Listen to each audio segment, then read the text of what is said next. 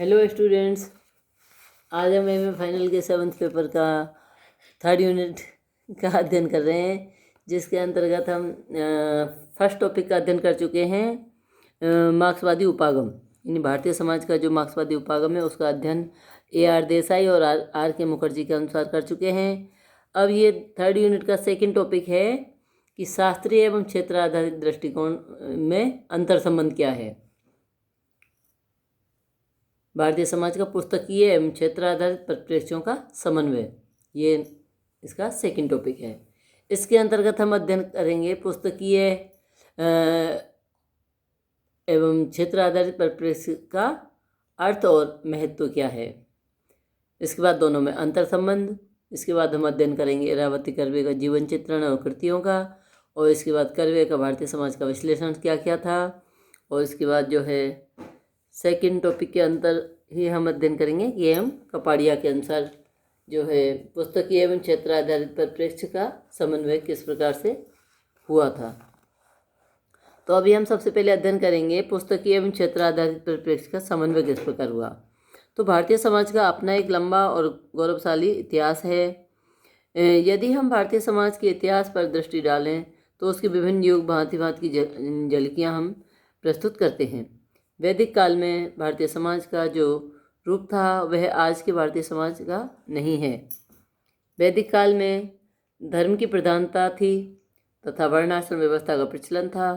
वैदिक काल से आधुनिक युग तक भारतीय समाज अनेक अवस्थाओं का से गुजरा है।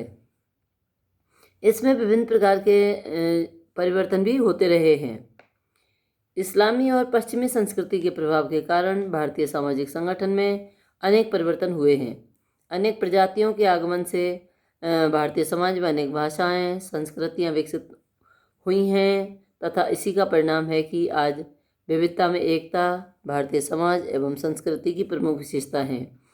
फिर भी भारतीय संस्कृति इन प्रभावों के द्वारा परिवर्तित होती रही, परंतु अन्य संस्कृतियों की भांति इसका जो है पतन नहीं हुआ है। इसलिए भारतीय समाज एवं संस्कृति अत्यंत ही प्राचीन है।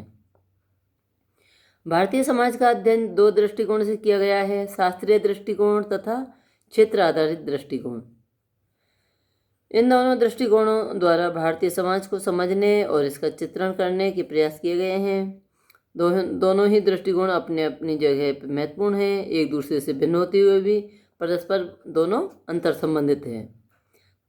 तो हम पहले अध्ययन करेंगे शास्त्रीय दृष्टिकोण का या पुस्तकीय जो दृष्टिकोण है उसका अर्थ एवं महत्व क्या है। तो किसी भी समाज के अध्ययन के जो है दो प्रमुख स्रोत हो सकते हैं, द्वितीयक स्रोत तथा प्राथमिक स्रोत। यदि कोई विद्वान भारत जैसे प्राचीन संस्कृति वाले समाज का शास्त्रीय रूप से अध्ययन करना चाहता है तो उसे इन दोनों दृष्टिकोण में से पहले का ही चयन करना पड़ेगा। ऐसे विद्वान परंपरागत भारतीय समाज के उपलब्ध ग्रंथों के माध्यम से समझना चाहते हैं। वे द्वितीयक स्रोतों को ही प्राथमिकता देते हैं वे, और उनका दृष्टिकोण शास्त्रीय या पुस्तकीय दृष्टिकोण कहा जाता है।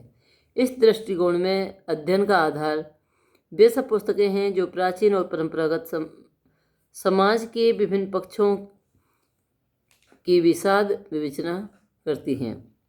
भारतीय समाज के परंपरागत स्वरूप का अध्ययन क्षेत्र आधारित दृष्टिकोण द्वारा नहीं किया जा सकता है, क्योंकि उस समय के बारे में प्राथमिक आंकड़े संकलित नहीं किए जा सकते हैं। इसके लिए एक ही रास्ता बचता है और वह है उपलब्ध राज्यों की सहायता से भारतीय समाज का चित्रण करना। इसीलिए शास्त्रीय दृष्टिकोण अपनाने वाले समाजशास्त्रियों एवं दर्शन शास्त्रियों ने परंपरागत ग्रंथों को अपने अध्ययन का प्रमुख स्रोत बनाया है। भारतीय समाज के बारे में उपलब्ध प्राचीन ग्रंथों में भारतीय समाज के विभिन्न पक्षों जैसे वर्ण व्यवस्था, आश्रम व्यवस्था, संयुक्त परिवार, विवाह, संस्कार, कर्म एवं पुनर्जन्म, ऋण तथा यज्ञ, पंचायतों इत्यादि वैदिक काल में प्रचलित मान्यताओं व प्रथाओं का जो है पूरी तरह विवेचन किया गया है। परंपरागत ग्रंथों में वेदों यानी ऋग्वेद, यजुर्वेद, सामवेद, अथर्ववेद, रामायण, महाभारत, ब्राह्मण ग्रंथ, स्मृतियों, उपनिषदों तथा जैन, बौद्ध और मुस्लिम काल में रचित ग्रंथों को सम्मिलित करते हैं। जिनमें से जीवन के विभिन्न पक्षों की विवेचना ही नहीं की गई है, अभी तो उस काल के जो है भारतीय समाज का चित्रण भी किया गया है। भारतीय समाज के अध्ययन का शास्त्रीय दृष्टिकोण भारतीय समाज की अतीत को समझने में सहायक है। यह समाज के एक ऐसे आदर्श रूप को प्रस्तुत करता है जिसकी कामना आज सभी व्यक्ति करते हैं। फिर भी ग्रंथों में वर्णित अधिकांश बातें धार्मिक हैं तथा आज इनकी विश्वसनीयता को अनेक विद्वान जो है चुनौती भी दे रहे हैं। फिर भी इन ग्रंथों का भारतीय समाज को समझने में महत्वपूर्ण स्थान है। वास्तव में वैदिक काल में भारतीय समाज में धर्म की प्रधानता थी, अतः विभिन्न पक्षों के धार्मिक कर्तव्यों एवं मान्यताओं से जोड़ा जाना स्वाभाविक ही है। इन ग्रंथों में वर्णित जीवन के विभिन्न पक्षों से संबंधित व्याख्याओं ने भारतीय समाज में व्यक्ति के मानसिक एवं सामाजिक संगठन को बनाए रखने में विशेष योगदान दिया है और आज भी इस दिशा में उनके योगदान की उपेक्षा नहीं की जा सकती है।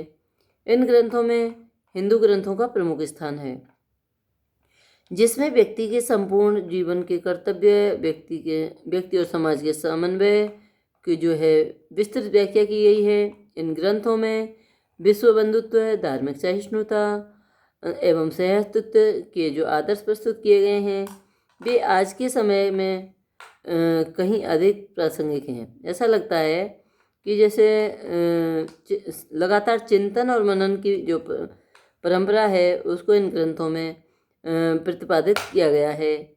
आज का मानव उससे दूर होता जा रहा है, इसलिए बुद्धिजीवी भी जो हैं अपने आप को असहाय महसूस कर रहे हैं। इस दृष्टि से शास्त्रीय दृष्टिकोण नवचेतन एवं समाज उपयोगी आदर्शों व मूल्यों की स्थापना में सहायक है। चित्त पर आधारित दृष्टिकोण का अर्थ एवं महत्व। शास्त्रीय दृष्टिकोण के विपरीत जो है क्षेत्र आधारित दृष्टिकोण है। द्वितीय स्रोत की महत्वता को जो है नकार करके प्राथमिक आंकड़ों के महत्व को स्वीकार करता है और तथा क्षेत्र में जाकर वास्तविकता को ज्ञात करने पर बल देता है। आधुनिक समाजशास्त्री एवं सामाजिक मानवशास्त्री इस दृष्टिकोण को अधिक से अधिक अपना रहे हैं और यथार्थता को समझने में इसे अधिक उपयोगी मानते हैं। इन विद्वानों का कहना है कि शास्त्रीय दृष्टिकोण द्वारा जो चित्र समाज का प्रस्तुत किया जाता है उसकी विश्वसनीयता संदेहजनक है। कुछ लोग तो परंपरागत ग्रंथों में वर्णित समाज के विभिन्न पक्षों को कोरी कल्पना मात्र मानते हैं, पर यह सही नहीं है कि इन ग्रंथों में लिखी गई किसी भी बात का आज वैज्ञानिक परीक्षण करना संभव नहीं है। क्षेत्र आधारित दृष्टिकोण क्योंकि प्राथमिक आंकड़े द्वारा एक ज्ञात वास्तविकता पर बल देता है, इसलिए यह दृष्टिकोण अधिक विश्वसनीय, यथार्थ और वैज्ञानिक माना जाता है। अधिकांश आधुनिक समाजशास्त्रियों का कहना है कि अगर समाजशास्त्र को एक सुदृढ़ वैज्ञानिक आधार प्रदान करना है तो क्षेत्र पर आधारित दृष्टिकोण को ही प्रधानता देनी होगी। यही एकमात्र दृष्टिकोण है जो यथार्थता को समझने में सहायता प्रदान करता है। उपयुक्त विवेचन से स्पष्ट है कि भारतीय समाज को समझने के दोनों दृष्टिकोणों का अपना अलग अलग महत्व है। भारत जैसे अत्यंत प्राचीन समाज को समझने हेतु इन दोनों में से किसी भी दृष्टिकोण की उपेक्षा नहीं की जा सकती है। अब शास्त्रीय और क्षेत्राधारित दृष्टिकोण जो है उन दोनों में हम अंतर संबंध का अध्ययन करेंगे। यद्यपि भारतीय समाज को समझने के शास्त्रीय और क्षेत्राधारित दृष्टिकोण एक दूसरे से भिन्न हैं तथा भिन्न प्रकार के स्रोतों या आंकड़ों का महत्व को स्वीकार करते हैं, फिर भी ये दोनों दृष्टिकोण परस्पर संबंधित भी हैं। शास्त्रीय दृष्टिकोण हमारे सामने एक आदर्श समाज का चित्र प्रस्तुत करता है तथा आज के समाज को उस आदर्श समाज की तुलना में देखने को जो है विवश करता है। भारत जैसे हम हजारों वर्ष पुराने समाज का अध्ययन केवल क्षेत्र आधारित नहीं हो सकता, इसमें प्रारंभ बिंदु शास्त्रीय दृष्टिकोण ही प्रस्तुत कर सकता है।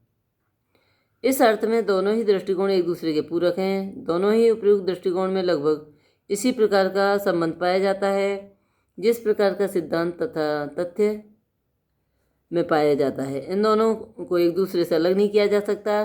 शास्त्रीय दृष्टिकोण आदर्शात्मक रूप प्रस्तुत करके क्षेत्र आधारित अध्ययनों को एक निश्चित दिशा प्रदान करता है। दूसरी ओर क्षेत्र आधारित अध्ययन द्वारा प्राप्त तथ्य शास्त्रीय लक्षणों की प्रामाणिकता को जांच करने में जो है और आज के संदर्भ में उनका मूल्यांकन करने में सहायता प्रदान करते हैं। इसके बाद हम अध्ययन करेंगे कि इरावती कर्वे ने जो है भारतीय समाज का पुस्तकीय और क्षेत्रीय आधारित परिप्रेक्ष्य का जो समन्वय है, इसका जो है भारतीय समाज का अध्ययन किस प्रकार से किया है। तो हम भारतीय समाज का विश्लेषण का अध्ययन करेंगे इरावती कर्वे के अनुसार।